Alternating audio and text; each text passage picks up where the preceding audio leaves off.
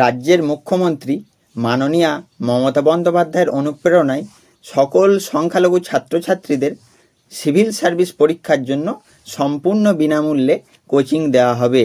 এই কোচিং বিশেষ করে WBCS এক্সামিনেশনের জন্য দেওয়া হবে। তো এই কোচিংয়ে কারা কারা আবেদন করতে পারবে, কিভাবে আবেদন করবেন, কি এডুকেশান কোয়ালিফিকেশান লাগছে, বয়সসীমা কী থাকছে এবং ফর্ম কিভাবে ফিল আপ করতে হবে, সম্পূর্ণ পদ্ধতি আমি ধাপে ধাপে এই ভিডিওতে দেখিয়ে দেব। তাই সমস্ত কিছু জানতে এবং ফর্মটি কিভাবে ফিল আপ করতে হবে তা যদি জানতে হয় তাহলে ভিডিওটিকে শুরু থেকে শেষ পর্যন্ত দেখতে হবে। ভিডিওটিকে একটি লাইক করতে হবে। আপনি কোন জেলা থেকে ভিডিওটি দেখছেন তা কমেন্ট করে জানাতে হবে এবং চ্যানেলটিকে সাবস্ক্রাইব করে অল বাটনটিকে অন করে রাখতে হবে, যাতে করে সকল প্রকার লেটেস্ট আপডেট সবার আগে আপনার কাছে পৌঁছে যায়। তো চলুন শুরু করি। সর্বপ্রথম আপনাদেরকে বলে দিই, এই নোটিশটি দেখুন দুটি ভাষাতেই অ্যাভেলেবেল রয়েছে, বাংলাতেও রয়েছে, ইংরাজিতেও রয়েছে। আপনারা যদি এই নোটিশটি পেয়ে যেতে চান তাহলে আমাদের এই ভিডিওর ডেসক্রিপশানে দেওয়া আমাদের টেলিগ্রাম চ্যানেলের লিঙ্কে ক্লিক করে টেলিগ্রাম চ্যানেলে যুক্ত হয়ে যাবেন। সেখানে নোটিফিকেশানের পিডিএফটি দেওয়া থাকবে, আপনারা সেখান থেকে গিয়ে ডাউনলোড করে নিতে পারেন। তো চলুন এবার বিস্তারিত জেনে নিই। তো এখানে বলছে, inspired by honourable chief minister Mamata Banerjee, pre recruitment coaching for WBCS executive ETC examination for minority youths of West Bengal, অর্থাৎ পশ্চিমবঙ্গের সকল সংখ্যা ছাত্রছাত্রীদের সিভিল সার্ভিস এক্সামিনেশনের জন্য প্রি রিক্রুটমেন্ট কোচিং অর্থাৎ পরীক্ষার পূর্ববর্তী কোচিং দেওয়া হবে। এখানে কারা কারা আবেদন করতে পারবে? এখানে সকল সংখ্যালঘু ছাত্রছাত্রীরাই আবেদন করতে পারবে, অর্থাৎ বৌদ্ধ, খ্রিস্টান, জৈন, মুসলিম, পার্সি এবং শিখ ধর্মাবলম্বী সকল ছাত্রছাত্রীরাই এই কোচিংয়ের জন্য আবেদন করতে পারবে। Eligible criteria: age between 22 to 34 years, অর্থাৎ আপনার বয়সসীমা 22 থেকে 34-এর মধ্যে হতে হবে। Education qualification: minimum graduation in discipline with 60% marks, অর্থাৎ আপনাকে ন্যূনতম গ্র্যাজুয়েশান পাস করতেই হবে। 60% marks in either in Madhyamik or in higher secondary or in graduation, অর্থাৎ আপনাকে 60% নম্বর মাধ্যমিকে অথবা উচ্চ মাধ্যমিকে অথবা গ্র্যাজুয়েশানে থাকতেই হবে।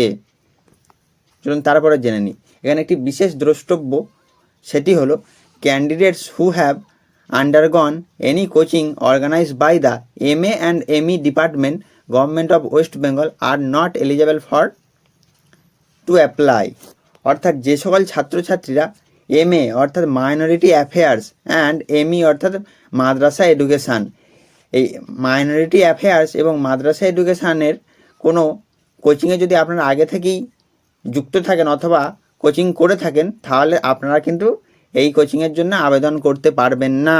Important information: applicant should be a domicile of West Bengal, অ্যাপ্লিক্যান্টকে ওয়েস্ট বেঙ্গলের স্থায়ী বাসিন্দা হতে হবে। অ্যাপ্লাই অনলাইন অ্যাট www.wbmdfc.org, অর্থাৎ আপনাকে অনলাইন আবেদন করতে হবে। Coaching cost will be borne by government of West Bengal, অর্থাৎ এই কোচিংয়ের যা খরচ হবে তা সম্পূর্ণটাই পশ্চিমবঙ্গ সরকার বেয়ার করবে।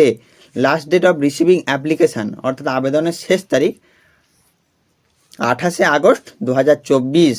1 ইয়ার রেসিডেন্সিয়াল কোচিং, অর্থাৎ 1 বছরের জন্য পুরো আবাসিক কোচিং দেওয়া হবে। ভেন্যু, অর্থাৎ কোথায় কোচিংটি দেওয়া হবে, আবাসিক কোচিংটি দেওয়া হবে মুর্শিদাবাদ জেলায়। চলুন এরপর আমরা জেনে নিই কীভাবে আবেদন করতে হবে, সম্পূর্ণ আবেদন পদ্ধতি। আমাদের ভিডিওর ডেসক্রিপশানে অনলাইনে অ্যাপ্লিকেশান করার লিঙ্কটি দেওয়া থাকবে। এই লিঙ্কে ক্লিক করলেই আপনারা এরকম একটি পেজে রিডাইরেক্ট হয়ে যাবেন এবং এখান থেকে আপনারা আপনাদের আবেদনটি করে নিতে পারবেন। তো এখানে প্রথমেই দেখছেন পার্সোনাল ডিটেলস।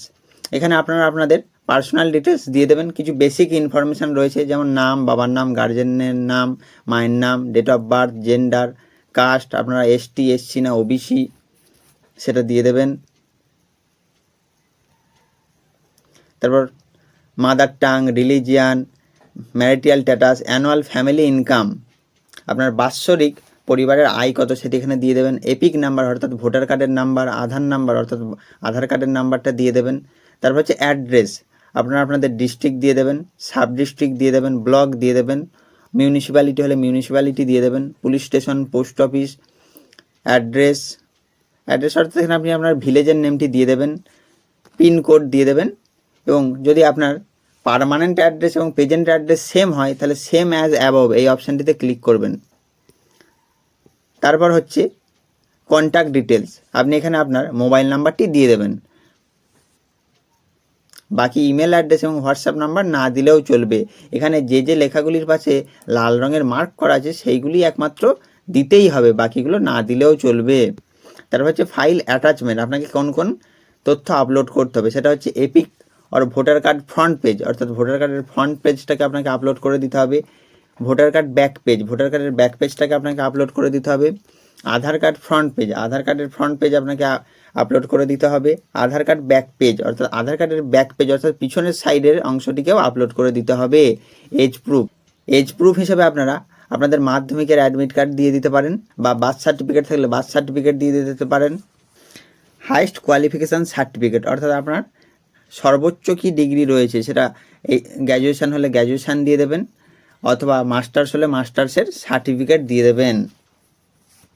তারপর হচ্ছে আপলোড ফটো, আপনি এখানে আপনার 1 কপি ফটো আপলোড করে দেবেন এবং আপলোড করতে হবে জেপিজি, জেপিইজি আর পিএনজি ফরম্যাটে, এবং maximum file size is 2 MB, অর্থাৎ আপনার আপলোডের সাইজ 2 MBর থেকে বেশি হলে হবে না।